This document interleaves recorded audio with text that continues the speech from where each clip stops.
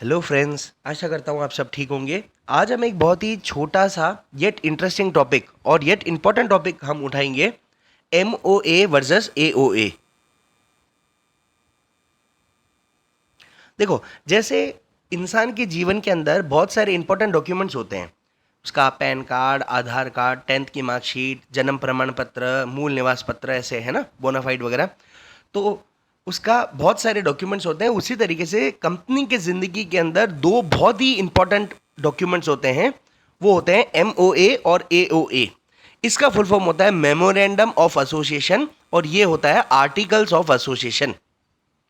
इसको डिफाइन किया गया है सेक्शन नंबर 2K56 के अंदर और इसको डिफाइन किया गया है 2K5 के अंदर। एमओए बेसिकली क्या है? एमओए एक ऐसा डॉक्यूमेंट है जिसके अंदर हमारे पास में कुछ बेसिक जानकारियां होती हैं कंपनी की। पहला इसके अंदर होता है नेम क्लॉज, कंपनी का नाम क्या है वो लिखा रहता है। फिर होता है एड्रेस लिखा रहता है, मतलब रजिस्टर्ड एड्रेस कहाँ है उसका, मतलब अगर मैं टेक्निकली देखूं तो उसका जो कॉर्पोरेट ऑफिस का है वो लिखा रहता है ये। फिर थर्ड होता है उसका ऑब्जेक्ट क्लॉज। ऑब्जेक्ट क्लॉज का मतलब ये होता है कि वो कंपनी किस उद्देश्य से जन्मी है, उसका इनकॉर्पोरेशन या रजिस्ट्रेशन क्यों हुआ है। बेसिकली इसके अंदर कंपनी के बिजनेस लिखे होते हैं। जैसे फॉर एग्जांपल मैं जूता बनाने वाली कंपनी हूं तो मैं लिखूंगा फॉर मेकिंग द शूज। अगर मान लो कि मैं पंखा बनाने वाला कंपनी को इनकॉर्पोरेट कर रहा हूं तो उसमें लिखेंगे कि भाई हम पंखा बनाएंगे। फिर होता है लाइबिलिटी क्लॉज, कि कितने कितनों की कितनी कितनी लाइबिलिटी जो है वो बाकी है, अगर कंपनी वाइंड अप होती है तो वो लिखा रहता है। अमूमन आज के ज़माने में ये लाइबिलिटी क्लॉज जो है वो इतना रेलिवेंस नहीं रखता है, क्योंकि अब सारे जो शेयर्स होते हैं वो फुली पेड अप शेयर्स होते हैं। तो हमेशा उनकी लिमिटेड लाइबिलिटी होती है शेयर होल्डर्स की। फिर होता है कंपनी का कैपिटल क्लॉज होता है। कैपिटल क्लॉज का मतलब यह है कि कंपनी की अथॉराइज कैपिटल कितनी है, कितना उन्होंने शेयर्स जो है वो पब्लिक के अंदर बांट रखा है, कितनी कैपिटल उन्होंने कलेक्ट कर रखी है, ये सब चीज़ें इसके अंदर लिखी रहती हैं। फिर होता है एक डिक्लेरेशन क्लॉज की ऊपर सारी जो जानकारी दे रखी है वो बिल्कुल करेक्ट है, जो की मैनेजरल पर्सन है कंपनी के वो उसको डिक्लेयर करते हैं और उसके बाद में नीचे साइन करते हैं। फिर एक होता है एक nomination clause. Nomination clause OPC के अंदर होता है, 1% कंपनी के अंदर होता है, क्योंकि 1% कंपनी का जो सर्वा होता है, मतलब एक आदमी होता है, एक आदमी उसका मालिक होता है। ये नया कंसेप्ट है जो कि 262 के अंदर 2013 के एक्ट में पहली बार इसको इंट्रोड्यूस किया गया है। तो अगर ये एक आदमी मर जाएगा तो उसके जगह पे कौन नॉमिनी होगा उसका, ये नॉमिनेशन क्लॉज लिखा रहता है। तो एमओए क्या होता है? एक मेजर डॉक्यूमेंट होता है, एक की डॉक्यूमेंट होता है कंपनी का, जो 256 के अंदर बताया गया है। और इसके अंदर कुछ नहीं होता है, छोटे छोटे पैराग्राफ्स बने हुए होते हैं, उस पैराग्राफ के अंदर ये नेम, एड्रेस और ये चीजें लिखी हुई होती हैं। और एओए क्या होता है? एओए होता है कंपनी के रूल्स एंड रेगुलेशंस, जो कि इंटरनल तरीके से होते हैं। Rules and regulations, internal rules and regulations इसके अंदर होते हैं, जो कंपनी को चलाने के लिए, जो कंपनी को डे टू डे अफेयर्स के लिए जरूरी होते हैं, वो इसके अंदर लिखे हुए होते हैं। अब हम इसका डिफरेंस देखते हैं। देखो, एक तो डिफरेंस हमने ये देख लिया कि इसका सेक्शन नंबर क्या है, ये हमने डिफरेंस देख लिया। एक डिफरेंस हम देखते हैं कि ये जो एमओए होता है ये एमओए का है पार्ट और ये एओए का पार्ट है। ये एमओए जो होता है वो क्या होता है? सुप्रीम डॉक्यूमेंट होता है और ये एक सबऑर्डिनेट डॉक्यूमेंट होता है। ये कंपनी का एक सुप्रीम डॉक्यूमेंट होता है जिसके अंदर सारे की इंपॉर्टेंट बातें लिखी हुई होती हैं और इसके अंदर इंटरनल रूल्स एंड रेगुलेशंस लिखे हुए होते हैं। फिर उसके बाद में देखते हैं कि इसके अंदर ऑब्जेक्ट एंड पावर्स लिखे हुए होते हैं of the company. Object basically वही बात होती है कि कंपनी क्यों आई है, मतलब उसका बिजनेस लिखा हुआ होता है। और इसके अंदर जैसे मैंने बोला इंटरनल रूल्स एंड रेगुलेशंस लिखे हुए होते हैं। फिर अगला पॉइंट अपन देखते हैं कि इसके अंदर जो, अगर आपने कोई भी काम इस ऑब्जेक्ट क्लॉज के बियॉन्ड जाके कर लिया तो उसको अल्ट्रा वायरस एक्ट बोला जाता है। अल्ट्रा वायरस एक्ट जो है ये एक इंपॉर्टेंट डॉक्ट्राइन भी है। अगर कोई कंपनी फॉर एन एग्जांपल उसने अपने ऑब्जेक्ट क्लॉज के अंदर लिख रखा है कि मैं पंखा बनाने का बिजनेस करूंगी, और अगर मान लो कि वो बाद में टीवी बनाने का काम शुरू कर दे, तो ये जो एक्ट है ये अल्ट्रा वायरस एक्ट माना जाएगा। अल्ट्रा वायरस एक्ट का मतलब होता है वॉइड एब इनिशियो, मतलब वो एक्ट जो है वो कभी भी ओके नहीं किया जा सकता बाद में भी। अगर आपको दूसरा बिजनेस शुरू करना है, पहले आप कंपनी के एमओए के अंदर जाके ऑब्जेक्ट क्लॉज को ठीक करो, उसके बाद में आप वो बिजनेस शुरू करो। तो सब चीजें बिल्कुल सही होंगी। अगर आपने ऑब्जेक्ट क्लॉज या एमओए के बियॉन्ड जाके कोई भी काम किया है तो उसको वॉइड एब इनिशियो माना जाएगा। कोई भी दुनिया की ताकत उसको उस काम को ठीक नहीं, जायज ठहरा नहीं सकती। ठीक है। और जो एओए के अंदर जो काम होता है, अगर मान लो कि कोई एक इंटरनल रूल्स एंड रेगुलेशंस लिखे हुए हैं, हमने उसको सरपास कर दिया और वैसा मतलब उसके बियॉन्ड जाके कुछ काम कर दिया, तो ये इंट्रा वायरस एक्ट माना जाता है और इसको हमेशा वैलिड बाद में किया जा सकता है। ठीक है। तो ये एक तरीके से क्या हो गया, कॉन्स्टिट्यूशन हो गया, और ये एक तरीके से एक सब रूल हो गया कि सब रूल को तो मैं बाईपास कर सकता हूं, सरपास कर सकता हूं, लेकिन इस चीज को मैं कभी भी सरपास बाईपास नहीं कर सकता। फिर उसके बाद में अगला पॉइंट क्या है, ये कंपनी और आउटसाइडर्स के रिलेशन को बताता है, ये कंपनी और इनसाइडर के रिलेशंस को बताता है। जब भी कोई आउटसाइडर आदमी अगर कंपनी के अंदर, फॉर एग्जांपल कोई फाइनेंसर है, वो अगर कंपनी के अंदर पैसा लगाना चाहता है तो वो क्या करेगा, सबसे पहले उसका ऑब्जेक्ट क्लॉज को चेक करेगा कि भैया ये कंपनी ने मुझे बोला है कि आप टीवी बनाते हैं, तो मैं जो पैसे दे रहा हूं वो टीवी बनाने के लिए ही दूं। अगर मान लो कंपनी ने मुझे पंखा बनाने का पैसा ले रही है मुझसे, तो पहले मैं चेक कर लेता हूं ऑब्जेक्ट क्लॉज को। तो ये कंपनी और आउटसाइडर्स का रिलेशन को डील करती है। ये कंपनी और इनसाइडर्स मतलब इंटरनल रूल्स एंड रेगुलेशंस लिखे हुए हैं इसके अंदर, तो इनसाइडर ही तो रूल्स एंड रेगुलेशंस को फॉलो करेंगे, आउटसाइडर तो करेंगे नहीं। फिर उसके बाद में अगला पॉइंट है कि इसका जो ऑल्ट्रेशन है ये थोड़ा कॉम्प्लेक्स होता है और इसका जो ऑल्ट्रेशन है वो बिट ईजी होता है। फिर अगला पॉइंट है कि ये बताता है कि what a company can do, what a company can do, और ये बताता है हाउ इट कैन डू, मतलब ऑब्जेक्ट्स को कैसे अचीव करना है वो आर्टिकल्स ऑफ एसोसिएशन बताता है।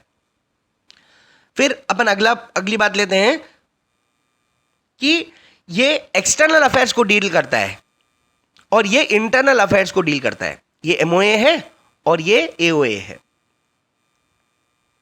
ये एक्सटर्नल अफेयर्स को डील करता है और ये इंटरनल अफेयर्स को डील करता है। अब एक बहुत इंपॉर्टेंट केस है जो डॉक्ट्रिन ऑफ अल्ट्रा वायरस के बारे में बात करता है, वो है Ashbury railway carriage iron company limited.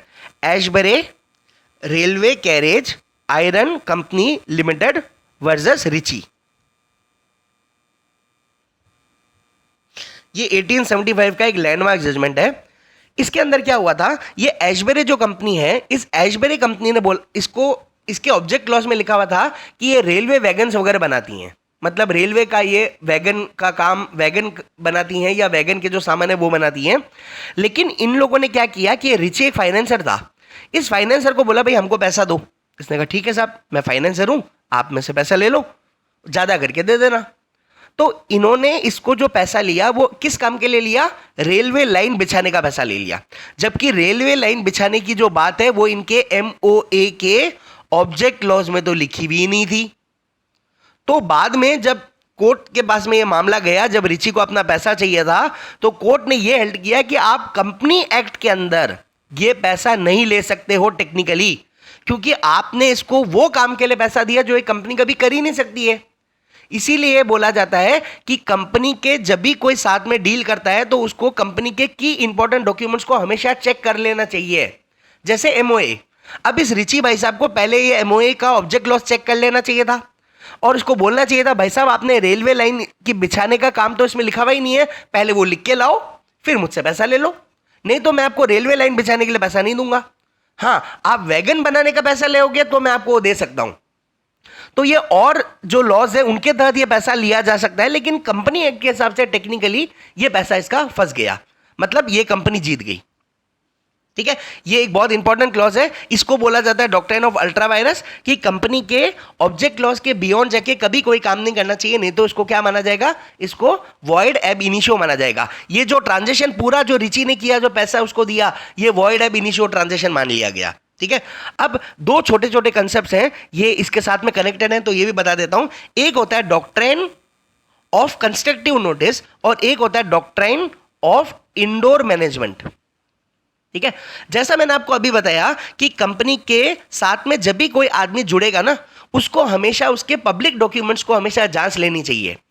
Public documents हमें किसी कंपनी के कहां मिलेंगे, एमसीए के पोर्टल के ऊपर मिलेंगे, मिनिस्ट्री ऑफ कॉर्पोरेट अफेयर्स के पोर्टल के ऊपर, या उस कंपनी के वेबसाइट पे भी हमें मिल जाते हैं। अगर मान लो मुझे कोई कंपनी कहती है कि भाई साहब मैं टीवी बनाने का काम करूंगा, आप मुझे पैसा दो, तो सबसे पहले मेरी नैतिक जिम्मेदारी ये होगी कि मैं कंपनी के एमओए, AOA कंपनी के जो पुराने फाइनेंशियल अकाउंट्स हैं, फाइनेंशियल स्टेटमेंट्स हैं, उन सबको चेक करूंगा। ये देखूंगा कि कंपनी कितने टाइम से प्रॉफिट में है, कितने टाइम से लॉस में है, कंपनी ने आज तक कोई बड़ा घपला तो नहीं कर रखा है, कंपनी के ऊपर कितनी पेनल्टीज चल रही हैं, कंपनी के डायरेक्टर्स के ऊपर कितनी पेनल्टीज चल रही है, ये सब चीजें चेक करना मेरी नैतिक जिम्मेदारी है। ये बोला जाता है डॉक्ट्रिन ऑफ कंस्ट्रक्टिव नोटिस। अगर आपके पास में सब चीजें चेक करने के लिए थी और आपने चेक नहीं करी है, तो फिर ये उस आउटसाइडर की गलती मानी जाएगी कि आपने चेक क्यों नहीं किया। वो कंसेप्ट भी तो होता है doctrine of buyer be aware. अगर मान लो मुझे कोई चीज खरीदनी है तो मैं उसको उतना चेक करूंगा जितना मैं चेक कर सकता हूं। अब डॉक्ट्रिन ऑफ इंडोर मैनेजमेंट का मतलब ये होता है कि अब मैंने कंपनी के की डॉक्यूमेंट्स तो चेक कर लिए, जो कंपनी के पब्लिक डोमेन के अंदर जो डॉक्यूमेंट्स थे वो तो मैंने चेक कर लिए, वो तो कंस्ट्रक्टिव नोटिस हो गया। लेकिन कंपनी के अंदर खाने अगर कोई गड़बड़ चल रही है तो क्या वो आउटसाइडर को चेक करके जाना चाहिए? नहीं। आंसर है नहीं। मैं जितना चेक कर सकता था मैंने कर लिया। अब कंपनी के अंदर मान लो कोई ABC नाम का इंसान है, वो कुछ गड़बड़ करके बैठा है, फाइनेंशियल स्टेटमेंट्स को गलत लगा के बैठा है, तो वो मेरी जिम्मेदारी नहीं है चेक करने की। तब यहां पे कंपनी जिम्मेदार मानी जाएगी, यहां पे आउटसाइडर जिम्मेदार माना जाएगा, यहां पे कंपनी जिम्मेदार मानी जाएगी। आउटसाइडर को कहा जाएगा कि भैया आपने ये डॉक्यूमेंट्स को चेक करके क्यों नहीं यहां पे पैसा लगाया, कंपनी के साथ में डील किया। और यहां पे कंपनी की जिम्मेदारी मानी जाएगी कि आपने बाहर वालों को धोखा दिया है। ठीक है, अब इसका मैं आपको एक छोटा सा और एग्जाम्पल बताता हूं। मैं पंखा लेने गया। अब वो पंखा लेने जब मैं गया तो मैं उसको बाहर बाहर से मैं चेक कर लिया जितना मैं चेक कर सकता हूं। मैं कोई टेक्निकल इंजीनियरिंग का लड़का तो हूं नहीं। तो मैंने क्या किया, कंपनी के मैंने क्या किया कि पंखे के बाहर बाहर की जो चीजें थी, कहीं से मुड़ा हुआ तो नहीं है, कहीं से डैमेज तो नहीं है, कहीं से उसका रंग तो नहीं उतरा हुआ है, ठीक है, ये तार वार सही है, ये सब चीजें मैं चेक करके अच्छे से लेके आ गया। अब उसके अंदर के कॉइल के अंदर कोई गड़बड़ी थी तो वो तो मेरी गलती नहीं है, वो तो दुकानदार की, मैन्युफैक्चरर की गलती है। तो मैं वारंटी या गारंटी में लेके जाके उसको कहूंगा भैया इसको सही करके दो। तो ये होता है doctrine of constructive notice and doctrine of indoor management और डॉक्ट्रिन ऑफ अल्ट्रा वायरस। मैंने आपको पहले ही बताया कि कंपनी के ऑब्जेक्ट लॉस के बियॉन्ड जाके कोई भी काम नहीं किया जा सकता। आशा करता हूं आप लोगों को ये समझ में आया होगा। और हाँ, ये इंपॉर्टेंट चीज है, इस डॉक्ट्रिन ऑफ इंडोर मैनेजमेंट को एक और नाम से जाना जाता है, टर्को एंड रूल। टर्को एंड रूल। आशा करता हूं आपको समझ में आया होगा। Thank you.